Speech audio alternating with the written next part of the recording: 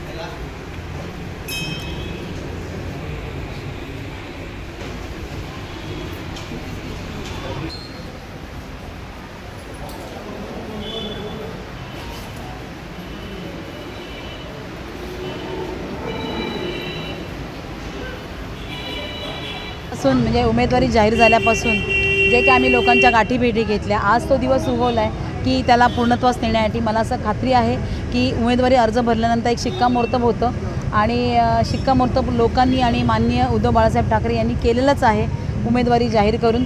त्यामुळे मला खात्री आहे आता बाप्पाचे आशीर्वाद घेतलेत, ग्रामदेवता आहे डोंबिवलीकरांचं आणि बाप्पा आमच्या पाठीशी सदैव राहणार आहे आणि यावेळेला कल्याणकर जनतासुद्धा उद्धव बाळासाहेब ठाकरे यांच्या शिवसेनेबरोबर राहणार. मनात धाकधूक वाढली आहे का? धाकधूक म्हणता येणार नाही, पण एक आपण म्हणतो ना की थोडीशी उत्सुकता आहे की फॉर्म भरतो आहे शिवसेना उद्धव बाळासाहेब ठाकरे आणि मशाल हे चिन्ह आहे.